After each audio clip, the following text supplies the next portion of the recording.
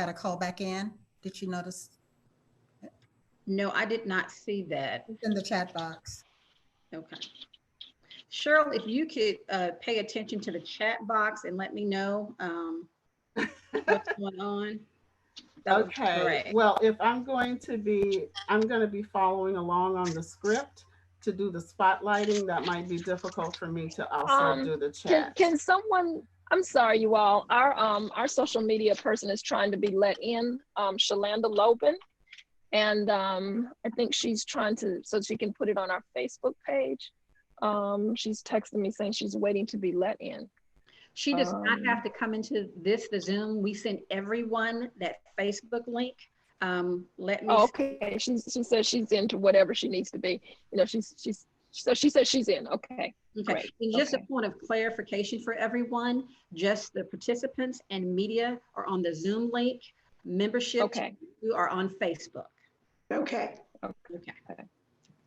Okay. So there are still people in the waiting room. I don't know if you want to start letting them in. Okay, let me see who's in the waiting room. 6 people are waiting. And what are they seeing? Are they seeing all of us at once or just the person spotlighted? They will see you all at once, and when the person starts talking, you will be spotlighted. And then the rest of us disappear? Yes. They only see the person who's speaking. Right. It's about to go on there right now. Okay, Daryl, so yes, we need to, let's admit.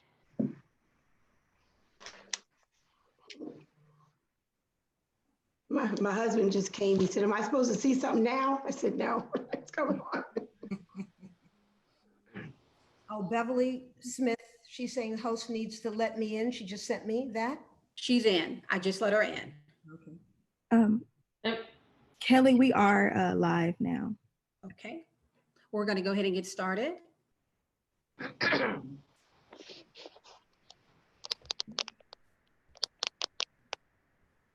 Thank you for joining us today. I am Glenda Glover. I serve as International President, Alpha Kappa Alpha Sorority Incorporated. I extend greetings to the media, all attendees and organizations that answered the call for this announcement.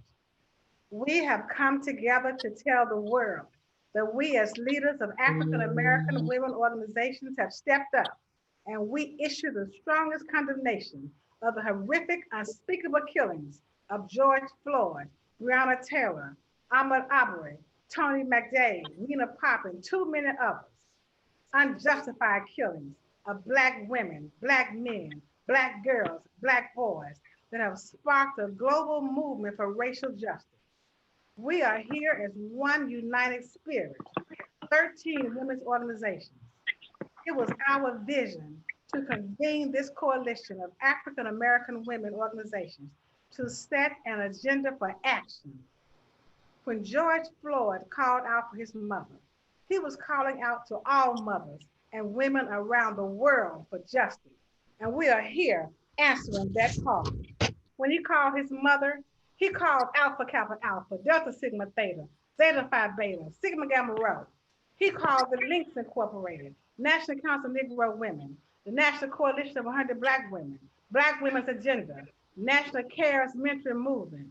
He called Girlfriends, Jack and Jill of America, Tie Blades of Distinction, and Black Women's Roundtable, and others. He called us all, and this is a global call to action. So today, you will hear from these African American women leaders represent more than 5 million collective voices as we exert our collective might to tell police officers and racist institutions and discriminatory laws that as we say in the powerful words, Reverend Al Sharpton, that have resounded around the world to get your knee off our necks.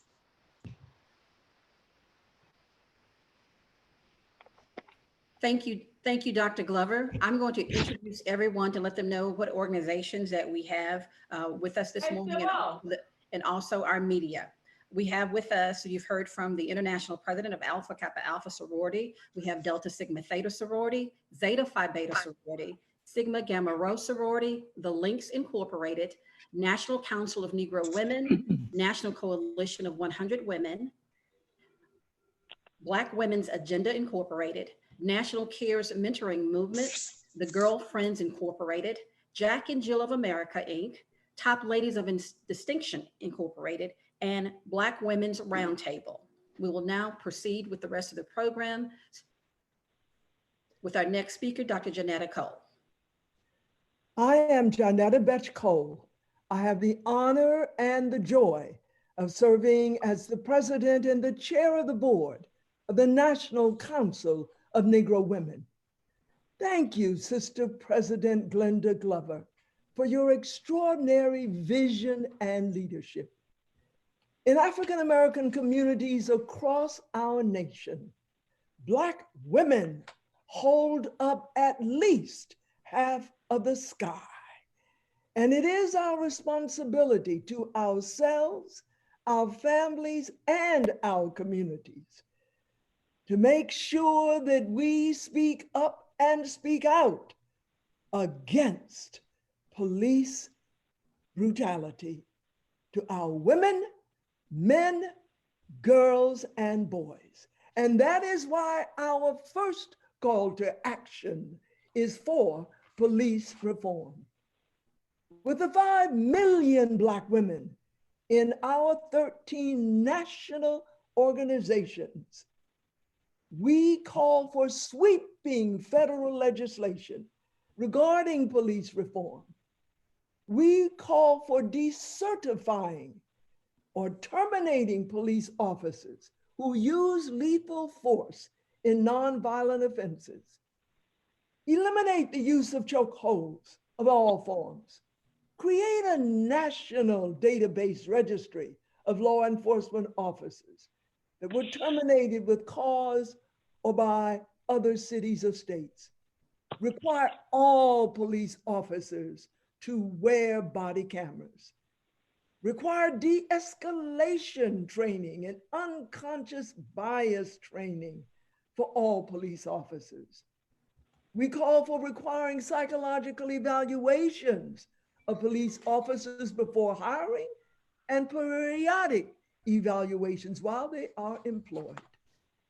We, 13 national Black women's organizations, call for requiring a citizens review board to look at, to review reports that indicate police misconduct.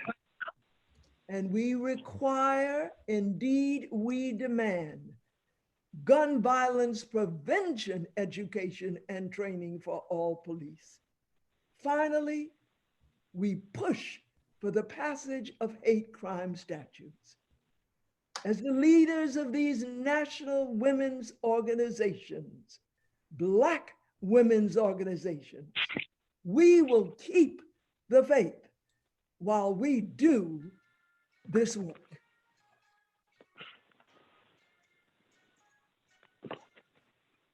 Good afternoon. I'm Beverly Smith, the National President and CEO of Delta Sigma Theta Sorority Incorporated. Thanks to the audience that has joined us today, and a special thank you and hello to the members of Delta Sigma Theta Sorority. So let's talk about voter engagement, mobilization, and voter education. There's no doubt in my mind that our voices can be heard loudly through our vote.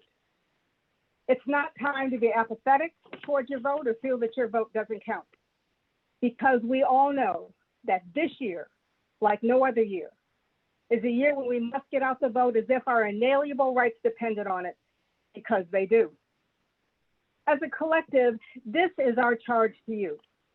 We are urging you to double the local voter mobilization and participation efforts to vote and elect candidates who will most likely be most effective in advocating for our community. We have also committed to have all of our 18-year-olds registered to vote as soon as they are able for the district and the prospective guides in their state. Several of us have partnered with When We All Vote. We will use the strength of our partnership to increase our voter engagement activities. And many of us have partnered with the NAACP, When We All Vote, and other civic organizations to make sure that the polls record the number of that we're here, and to make sure that they get to the polls this year, as tough as that may seem after what we're seeing now. But we want to make sure people get to the polls and that they stay at those polls to make sure they vote. Our strength is in our numbers. So let's use the strength we have as a coalition to increase voter engagement all across this country to make the difference that we know only we can make.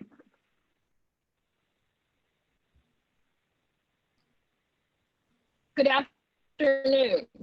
I am Kimberly Jeffries Leonard, the National President of the Links Incorporated and the Links Foundation Incorporated. I want to thank all of the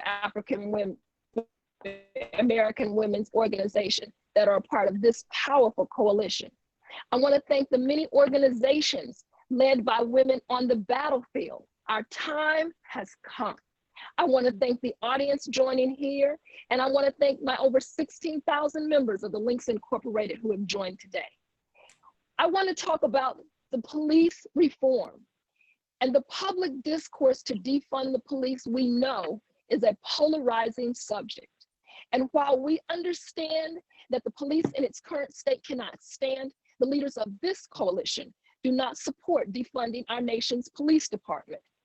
What we support is advocating for a measured approach to reappropriating police budgets. We supporting the Justice in Policing Act of 2020, led by many of the sisters who are in these 13 organizations that stand together today. We advocate for reappropriating the budgets. We advocate for using these additional funds to ensure that families in underserved communities have access to fair housing, quality education, and social services that improve the quality of life for those in greatest need. We know that in its current state, law enforcement must change, but we also know that law enforcement has a place in our society.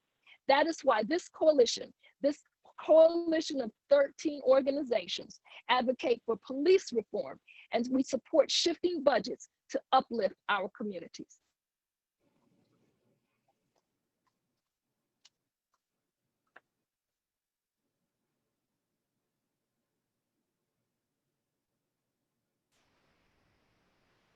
Unmute.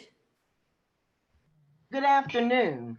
I am Valerie Hollingsworth Baker, International President of Zeta Phi Beta Sorority Incorporated. And I want to first thank Dr. Glover for bringing us together as a unit.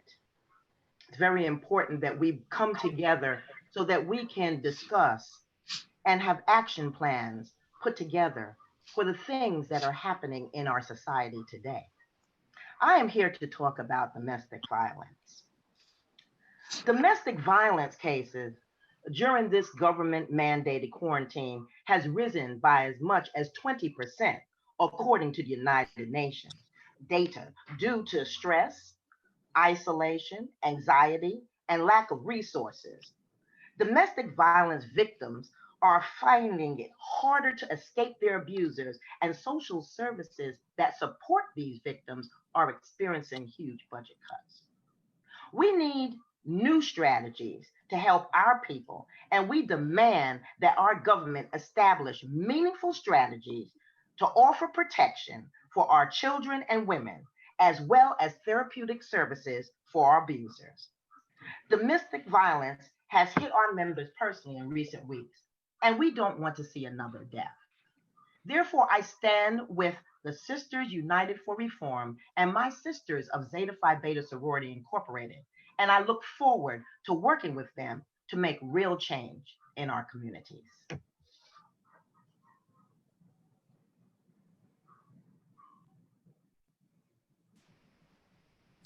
Good afternoon. I am Virginia W. Harris, President of the National Coalition of 100 Black Women Incorporated. It is my pleasure to be one of the 13 African American women organizations united for reform. I thank the leaders of the coalition, the audience, and the members of the National Coalition of 100 Black Women in 61 chapters in 27 states. Today, we advocate for COVID-19 mental health support. The economic downturn as a result of COVID-19 pandemic is making a significant impact on our mental health in this country. A recent poll showed that 45% of adults in this country reported that their mental health has been negatively impacted due to worry and stress over the virus. The public health measure exposed many people to experience situations that are linked to poor mental health outcomes, such as isolation and loss, job loss. We have suffered the disastrous handling of the coronavirus pandemic. We are the unwitting victim of skyrocketing unemployment with no relief for working families. We have unprotected our essential workers going unprotected. We've had enough. We've had enough of everyday people being unable to access the mental health care they need. Our coalition, Sisters United for Reform, is demanding that our local and regional government begin implementing community-based mental health support services to reverse these trends. Thank you.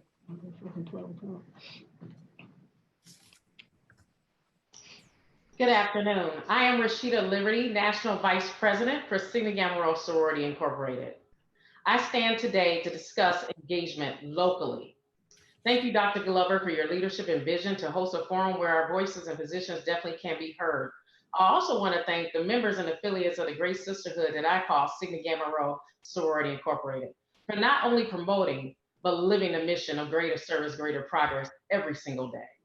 Sigma Gamma Rho joins with communities around the world with an urgent demand for those who cry out, yet have their demands go unanswered.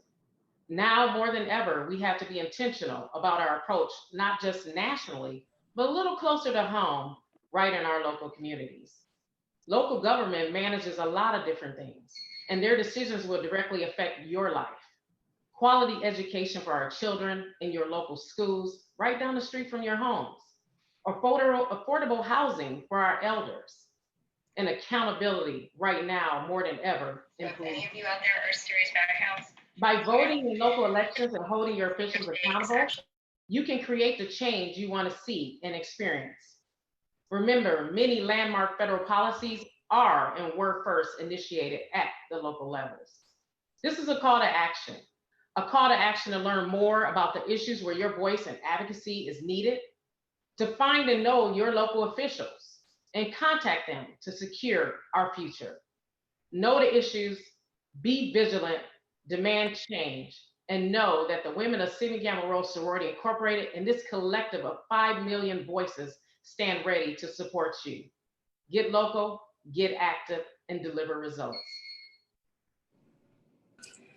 Hi, my name is Melanie Campbell, and I'm the President and CEO of the National Coalition on Black Civic Participation and the National Convener of the Black Women's Roundtable. It is an honor to be here with my sister leaders, 13 strong, to just bring another action message to you all. And that is, make sure you get counted in the 2020 census. The 2020 census is about 3 things: money, power, and respect. Money, because we need to make sure that when we get counted, over $800 billion of our tax dollars that the Black folks have put into the federal government comes back to our communities. It's about power. It's about making sure that our political power in our communities is strong, because the census is used for redistricting. And it's about respect, making sure that we show the power in our numbers so we can make sure that there are hospitals are built in our communities. And as we all deal with this coronavirus pandemic, we know how important healthcare is and having access to quality healthcare and hospitals in our communities. It's about having quality education, having schools built in our communities. That's tied to the census. So make sure it just takes a couple of minutes to fill out that census form and be counted in 2020. And thank all of my Black Women's Roundtable sisters who are out there watching today, and continue to do the work. And let's make sure we get counted. Thank you. Hello, I'm Guinevere Catchings-Hess, and I'm president of the Black Women's Agenda. It is truly an honor and pleasure to be with my leader sisters today, and I am so happy for the opportunity. But first, let me say that the sisterhood is real. The coalition of Sisters United for Reform heard the call, and we stand united with the Poor People's Campaign to save our democracy. We invite everyone to attend the Poor People's Campaign that will be the largest digital and social media gathering of poor and low-income people. It's titled A Call for Moral Revival, something that we need today, a moral compass to do the right thing for all the right reasons. Our goals are aligned with theirs. We are focused on changing the inequities that are so prevalent in our communities. The campaign will include moral and religious leaders, advocates, and people of conscience. People who realize that democracy is more than a symbol of just standing during the national anthem. We could have sung the national anthem 4 or 5 times during the time that George Floyd was murdered. Yes, we stand for the anthem, but we stand even taller for true democracy. And we stand united with all the women who came before us and all the women who've joined us now. So please go to the Poor People's Campaign website, register, and we will see you on June 20th. Thank you. Good afternoon to our viewing audience, the media representatives, and members of the Girlfriends Incorporated. My name is Margaret Gaines Clark. As the 37th National President of Girlfriends Incorporated, it is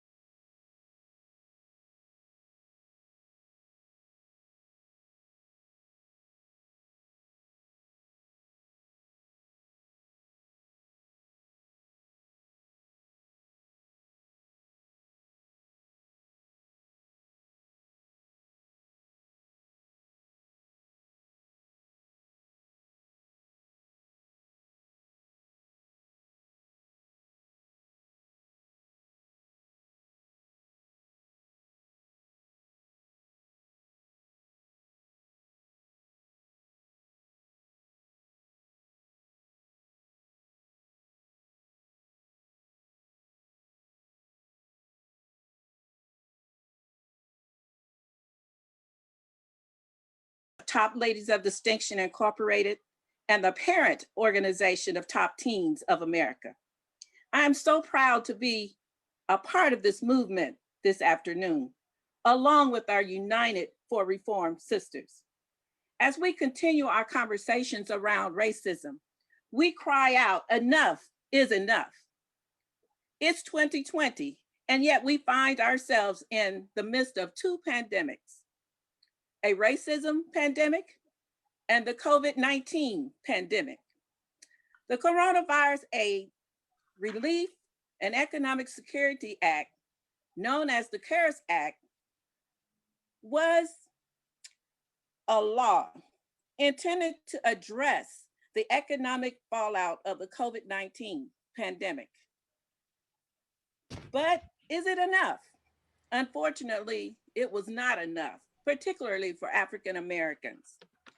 We are calling for the passage of additional legislation to protect essential workers and healthcare professionals, protect those individuals who never stopped working, who never stopped providing us service to the public. Let your voices be heard by calling and writing your state and national politicians. We know that we can continue to lift up those individuals who have voices yet to be heard. Thank you.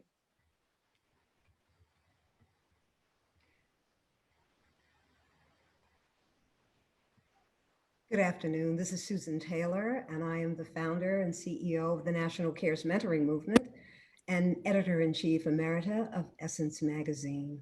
And it is my honor and my privilege to be with you this afternoon. I'm so honored that Dr. Glenda Glover reached out to me and convened 13 Black women who run organizations and who care deeply about our community. Mentoring. I'm here to speak to your heart from mine about the importance of getting involved in the lives of our children who don't have what most of us grew up having, and certainly don't have what our children are privileged to have. Mentoring is a affordable and thoroughly successful way of saving and elevating young, fragile lives, and we have a lot of them in our community. 98% of young people who are mentored, they stay in school. 98% do not become teen parents. 85% don't use drugs.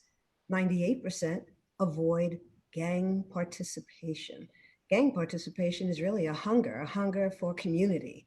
We are the community that they're longing for. All of these disparities, the things that they don't have at home, in our communities, and in schools, is causing great depression among our young. And I'm asking that you join the National Cares Mentoring Movement all around the country. If you could just get in touch with us, go to our website, call me up, and let us connect you to our leaders. We're in 58 cities, and we need Black women and men to join this movement.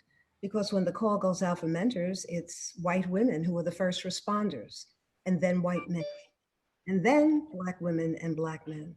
And we know we need mentors in reverse order.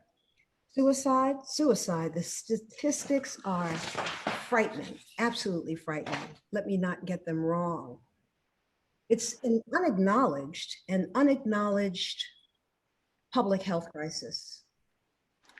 Today, suicide is the third leading cause of death among Black boys 5 to 11 years old. They're hanging themselves.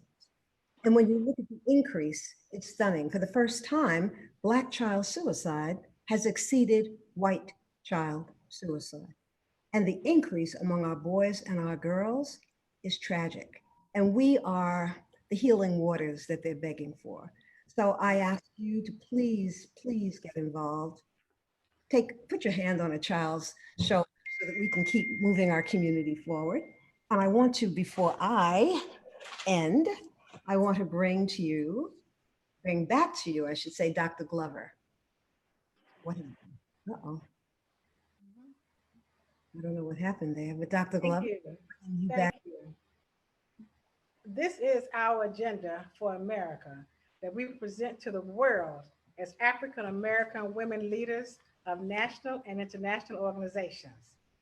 We stand together, united as women representing our collective memberships, and we invite you to join us as we fight racism and fight to save the lives of our Black women, men, and children. I want to thank my Alpha Kappa Alpha sisters and all the members of these sister organizations assembled as Sisters United for Reform for their commitment to this urgent call to action. Thank you all. We will now take questions.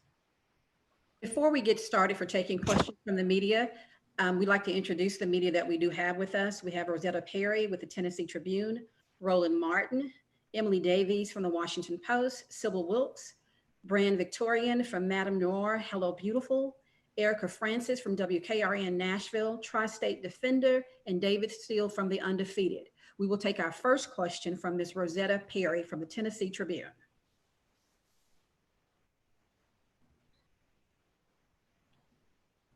Ms. Perry.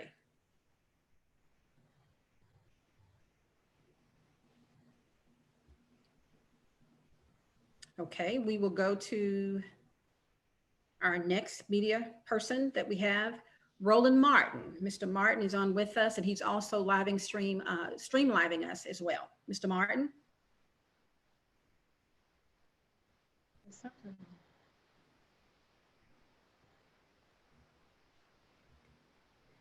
Daryl, if you could let all the media in, everyone should be able to be in now, the media. Anyone that's in the waiting room still.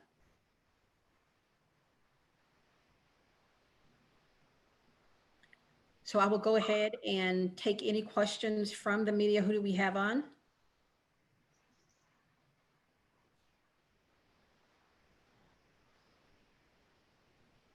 Okay, I didn't see anything in it. One of the questions that we've been asked when we sent out this release to the media was to find out how did this come about? The organizations, the 13 organizations coming together. Dr. Glover, if you would answer that. What's the question? I'm sorry. The story behind the 13 organizations getting together. Oh, sure. Every mother, sister, daughter, aunt, every Black woman in America grieves the state of affairs of our country right now. So I was compelled to act along with my sister organizations. So I made calls and convened a meeting, and everyone was immediately on board and thinking similarly. So we cleared our agendas and just got to work, and as a result of this collective call to action. So that's how we got started. I'm going to call on Mr. David Steele from The Undefeated. David? Yes, can you hear me? Yes. Okay, thanks very much for coming all together. I was wondering, what was the impetus for everybody coming together? Because we've had, as you all have mentioned, the twin crises happening together. Was a lot of this conversation taking place during the Corona crisis, or did it accelerate as all the activity surrounding the deaths in police custody in the last couple of weeks? And that's open to everybody. This is Johnetta Cole. There's a sense in which our people have been in crisis for 400 years. From that moment when 20 African women and men were shackled, put into ships, sent across the Atlantic Ocean on a trip of horror. We have been in crisis. But let me also say that in response to crisis, Black people have always responded.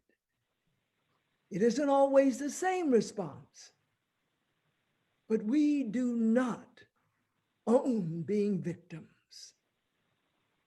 As one of our sisters said earlier, this is a particular crisis, the worst health crisis since 1918.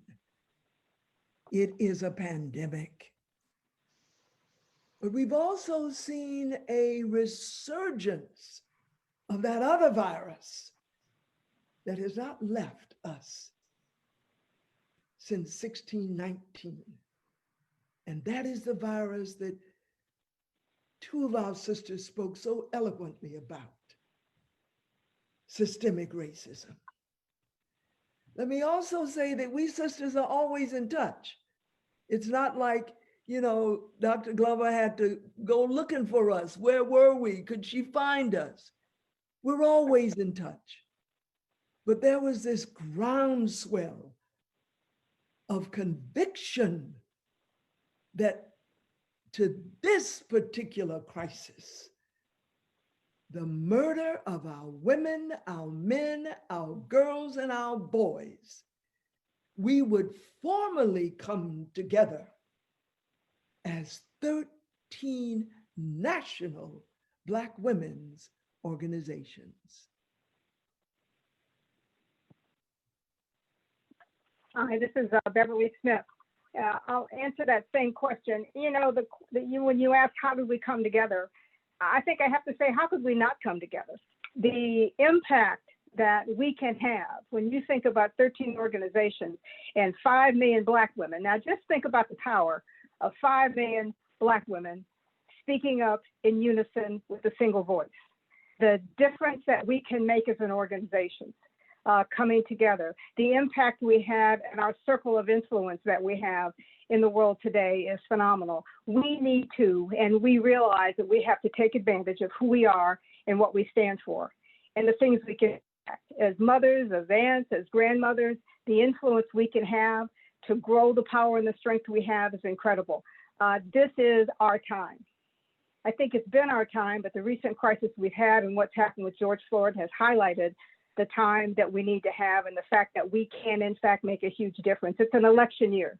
It's a census year. It's a year when we can in fact turn the tide of what's happening in this country just by speaking up, speaking out, and make sure we take significant action. And so it's not of a question as why we came together. The question is, you know, we had no choice it's not to come together in terms of making sure our voices were heard loud, the voice of Black people, the power in our Black voice was understood. The difference we can make at the poll and the vote can change the course of legislation. The census can change the course of the power, money, politics that we need to have. And so we need to be counted, because if we're not counted, we won't count. So the opportunity is here, and we are smart enough as a people and as Black women to take that opportunity.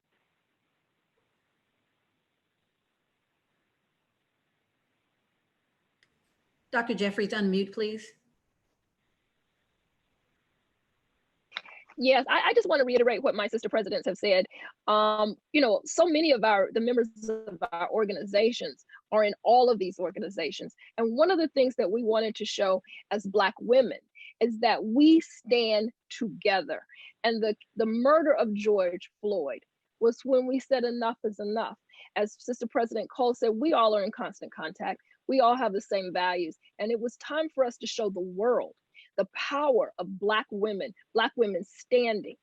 As our sister President Beverly said, we have 5 million members amongst our organizations. Many of our members are in all of these organizations. And we wanted to be able to show as a collective force, a collective voice, that even coming out of the COVID-19 pandemic crisis, the issue of systematic racism, police justice, police reform, we had to address it. A lot of our members are at the tables where the policies are being made. We support these policies, we support these members, and we know that as a collective voice, as Sister Beverly said, we can make a difference. The time is now. And that's one of the reasons why we had to come together as a united front, united for reform to address these issues. David, did you have any additional questions? And you're on mute. Yeah, I just had one real quick follow-up. Actually, no, I'm okay for right now. Another issue that our presidents have talked about, and would be remiss if not mentioning, is the impact that this is having on Black women and Black girls. I'd like Mr. Susan Taylor to talk about that, and also our presidents that talked about engagement with our elected officials to talk about how we make sure that we bring the disparity to Black women and girls to the forefront as well. You know, our girls and our girls are living marginalized lives in what are referred to as poverty schools. These are the youngsters we stand for. They're the ones who, they're the children of the newly discovered essential workers, those low-wage workers who are cleaning hospitals, who are delivering packages, who are serving service workers all across the country. It's their family members, the adults who have died disproportionately from the virus, the frontline workers who are low paid. The depression among our girls and boys is beyond description, beyond description. And so we're seeing the suicide rates spike. That's a clear indication. There's a link I can send out. It was in USA Today yesterday. I have the physical paper. I didn't see it there, but it might have been just in the online version. So healing is necessary, and healing is possible. You know, we're all holding a trauma as what has been described as the 400 years of being oppressed. And we may dress up and wear our pretty colors and get our hair done and our nails polished, but that trauma it's epigenetic. You know, it's within us, and we keep passing it on from generation to generation. And girls are doing more than they should be at so young an age. And so it's our responsibility as women, not only to protect ourselves so that we stay healthy and strong and can move girls forward, but we really are the keepers of the culture. We're the keepers of community. And so for us, our girls become essential, and so do our boys. This is what we're working on behalf of the National Cares Mentoring Movement.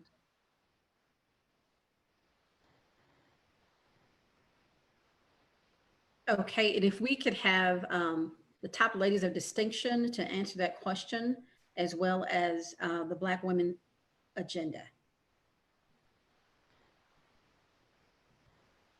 So our top teens are our future leaders of tomorrow. And as we nurture, groom, and prepare them to be a part of this society, of course, we have to prepare them with those tools and resources that are necessary for them to be able to survive.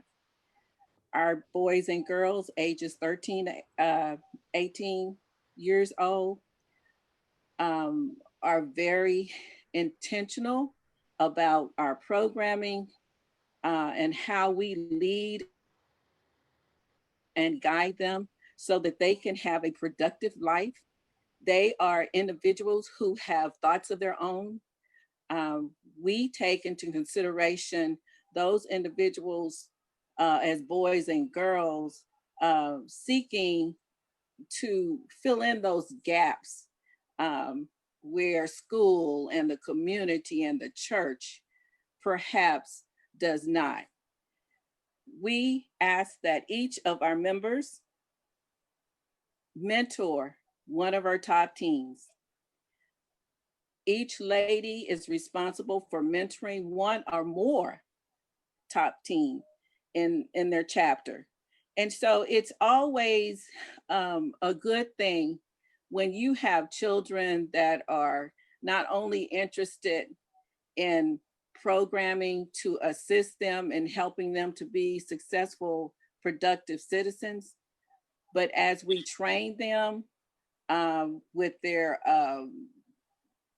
social etiquette skill sets and those other essential elements of becoming an adult, we try to teach them to make sure that they look at an individual as a person, not a number.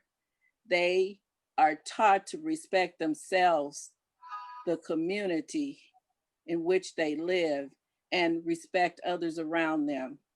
We are a proud organization as we further teach our top teens to be productive citizens moving forward within the organization and within the world. So it's very important to us, for us, to be able to mentor, guide, and lead our young people to become productive citizens. We're going to have Jack and Jill. We could. Did you? Okay. If we could, excuse me, if we could have Jack and Jill speak to that as well. Sure, I'd be happy to.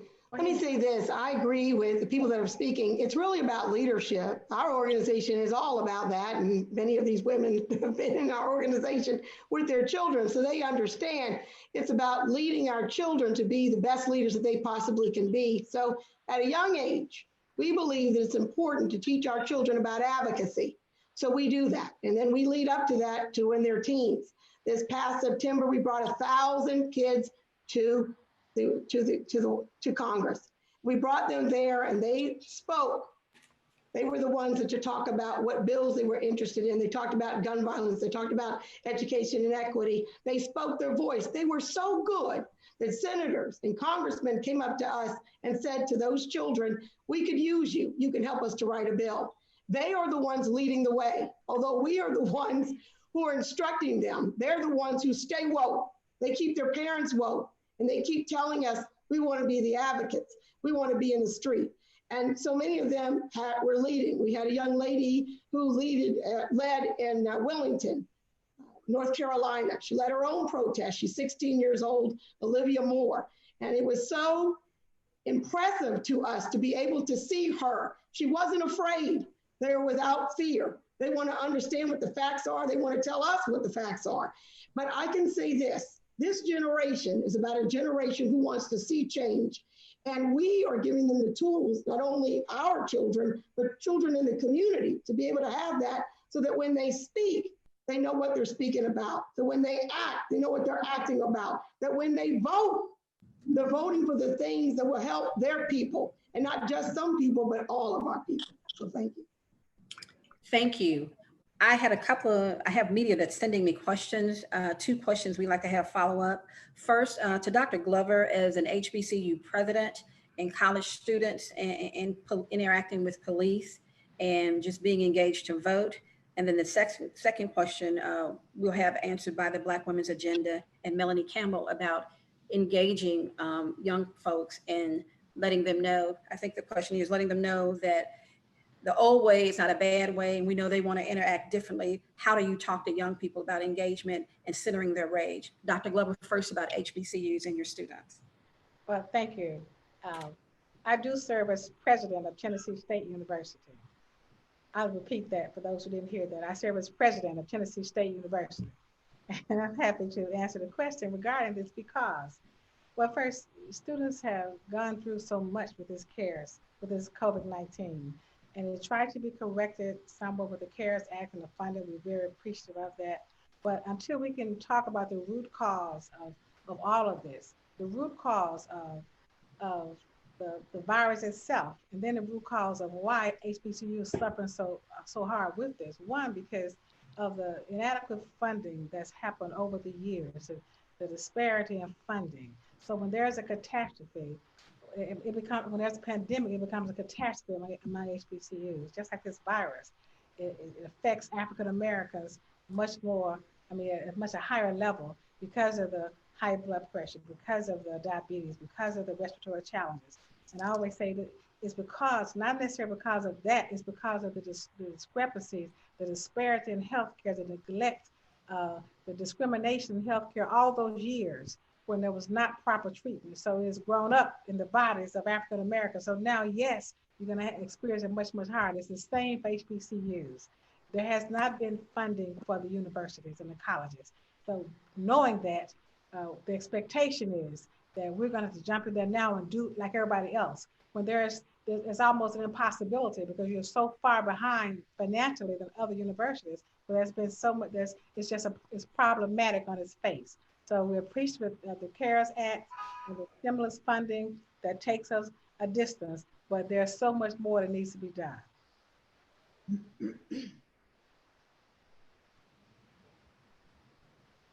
Yes, Ms. Hess.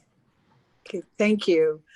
You know, I think back as to how the Black Women's Agenda was formed. It was formed in the Year of the Woman, where all these women were meeting to talk about the discrepancies, all races, all colors, everyone in Houston in 1977. But there were a group of Black women that got together and decided that, yeah, we're part of that group, but there's also this part that we have our own unique set of problems. And as far as dealing with our children with that, we have to listen to them and know that they're unique. They're unique from the way that they've been treated all of their lives. We fear for them before they're born. I tell everyone that I prayed when my daughter was pregnant that she wouldn't have a son, so we wouldn't have to raise him in this country. But as it turns out, God had another plan, and I have a wonderful grandson. But we have to work twice as hard, go farther than anyone else to just get a little recognition. We're cut off in our health, we're cut off in economic opportunities, and we're cut off as far as our educational policies that happen in this country. I, for one, grew up in a separate but equal school, and we're always trying to catch up. So there's a matter of trying to understand what's going on and teach our children to go in the right way and to give them the right path and give them direction, but to listen. Did you want me to? Just a second, we're gonna let President Valerie Hollingsworth Baker also answer that question. I'm sorry, can you repeat that question? The question was about how to engage young folk to be a part of this movement, and also to channel that rage so that they can be productive in accomplishing what we want to see happen with this agenda.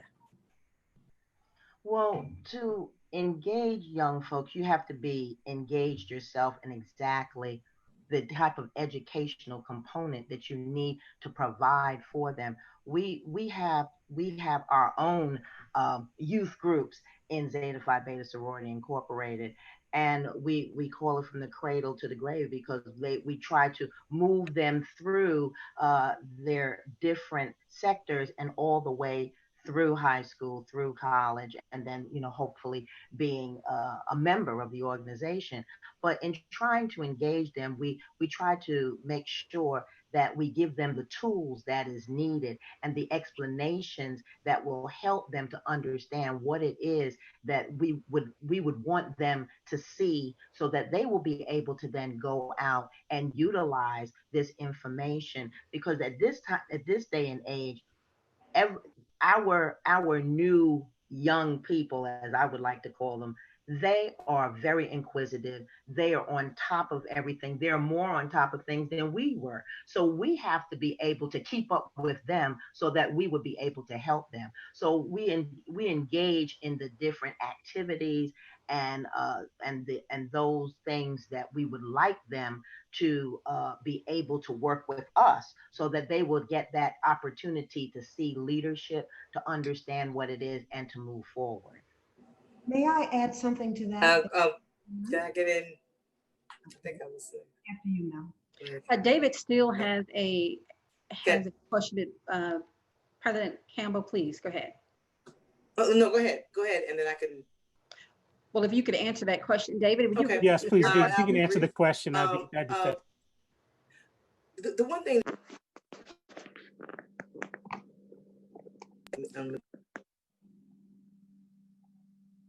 Okay. Am I unmuted? Okay. Yes. Sorry. The one thing that's happening in this since George Floyd, even before George Floyd, with Ahmaud Arbery, with Breonna Taylor and George Floyd, and so many others, is that the young people are leading. They're in the streets. They're out here on these protests, and if you look at the ages, they're in high school. I went out there with some of my our sister colleagues, Cleola Brown with A. Philip Randolph Institute, Carol Joyner, and we went out in the streets with them on Saturday last week, not Saturday, but a couple of days last week. And when you go out into the crowd, there are high school students out there. So every generation has their movement moment or moments. This generation has stepped up. These are our young people who have been impacted by gun violence in the schools. They get the issue around it. This is a generation that's growing up with the rise in hate crimes and the rise in racism, and they're living it every day. And so this movement, our young people, I say we follow and we guide and we provide resources where we are able to, so that they can continue this movement that has been ignited in their generation's time. And so with us, with Black Youth Vote, our young people are organizing, they're registering voters, they're providing COVID relief, they're out there in those streets. And so an intergenerational opportunity always provides itself in movements.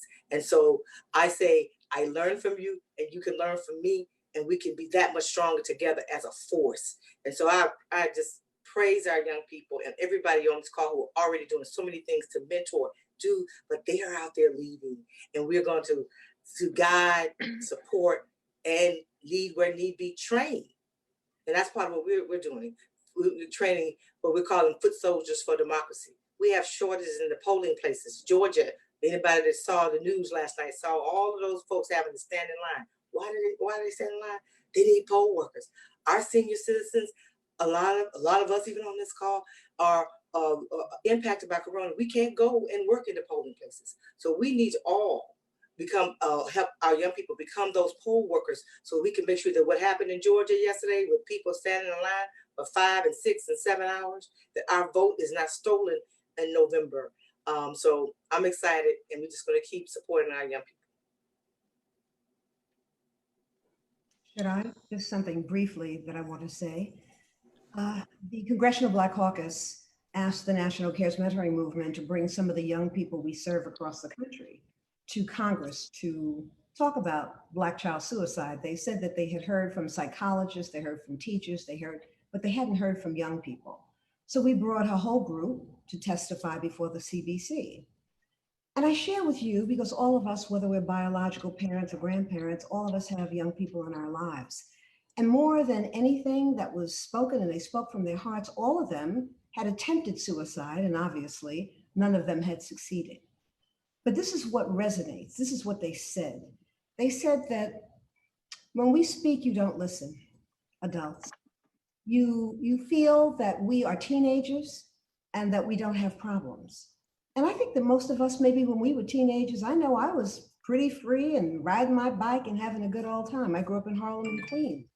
It's hard, you're hard pressed today to find young Black people on any college campus at any level, at any economic level, who just feel free and joyful and without any sadness. They all seem so sad. The two things I want to share with you that they said was also not just listening, but when we speak, you cut us off because you have something. And if you would not criticize us, I think more than anything, this is really the most important thing. And it certainly has made me say, let me just shut my mouth and listen to my daughter and my granddaughter. And even if, we have them in these little glass bowls, and why don't you do this? And look at your hair, and did you do? No more of that, ever. They said, if you would stop criticizing us, if adults would stop, we would tell you the truth that's in our hearts, because we don't have anybody to speak to. We speak to our colleagues, we speak to our friends, and they don't know any more than we do. So we need adults. So I simply want to say that we have to stop criticizing, be present, and listen.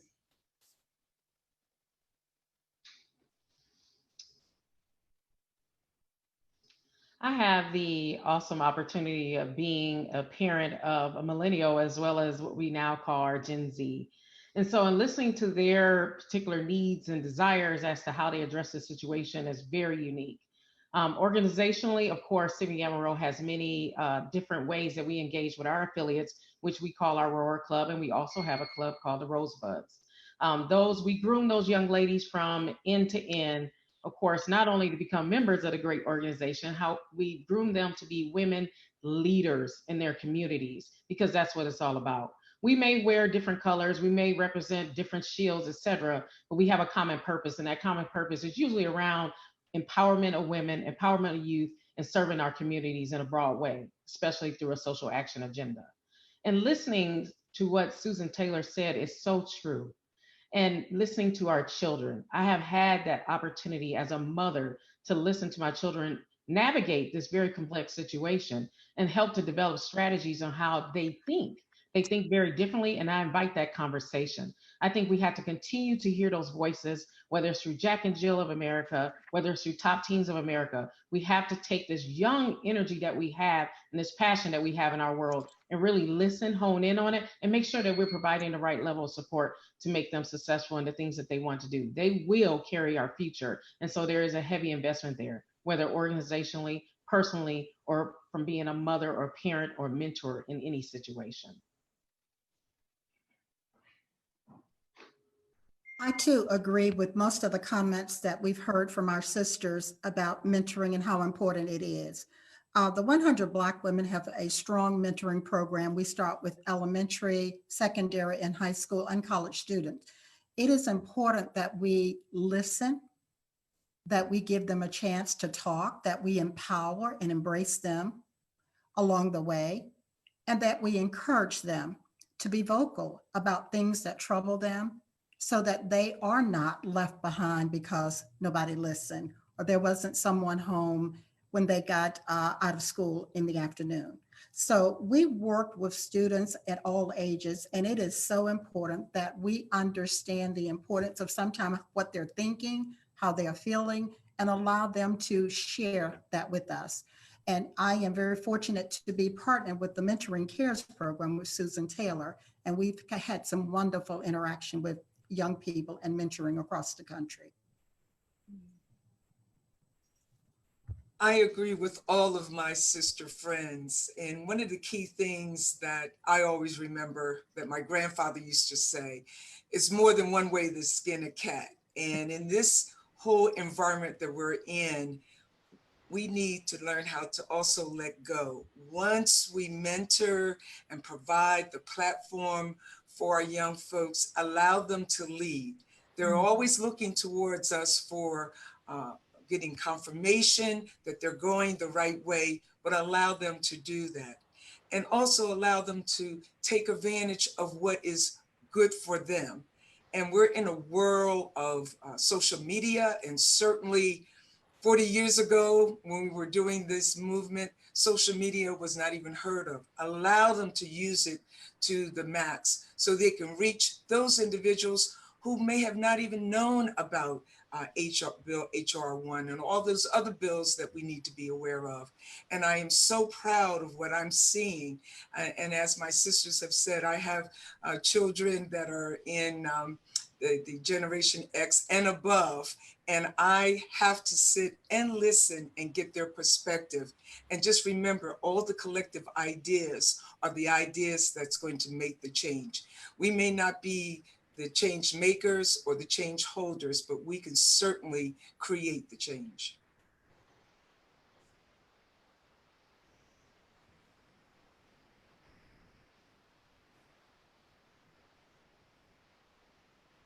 The links, please. I just want to say I certainly absolutely agree with all of what my sister presidents have said as it relates to our young people. Our organization, we have members from 21 to 101, and we truly are intergenerational. But as Sister Melanie said, the young people are leading the way. This revolution has started because of some of the things that we have been seeing, just because of what the young people are showing us. And make no mistake, if it was not for Darnella Frazier, a 17-year-old young lady who taped the murder of George Floyd, we probably would not be here. And so when we say the revolution will be televised, the revolution is televised.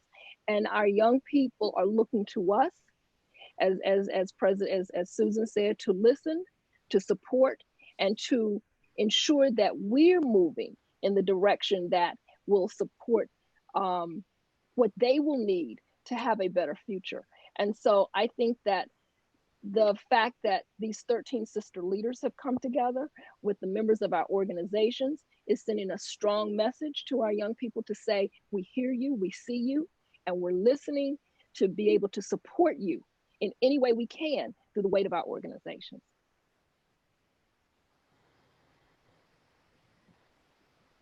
Thank you.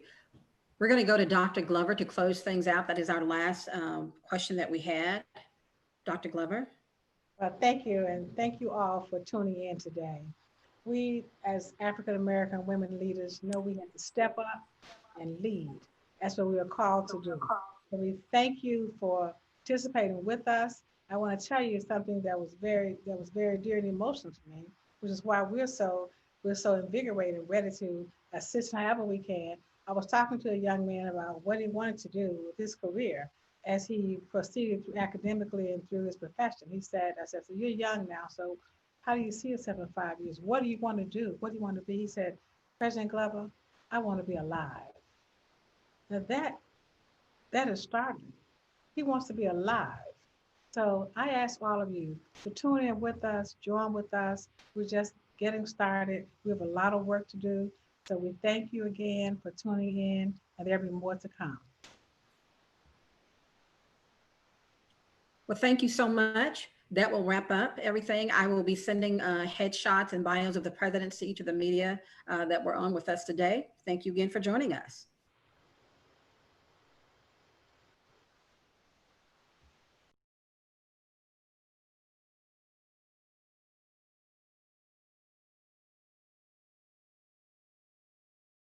What's up, man? How's it going? Have you gotten your stimulus check yet? Excuse me? Have you gotten your stimulus check yet? No. Oh, you haven't? I don't get one. Why? I was in the military. I got other things that was going on before. Oh. I didn't have that, so what's up? Oh, I'm just, I don't have none of that. yeah, I'm actually just going and giving it to people that haven't gotten it yet. That's that.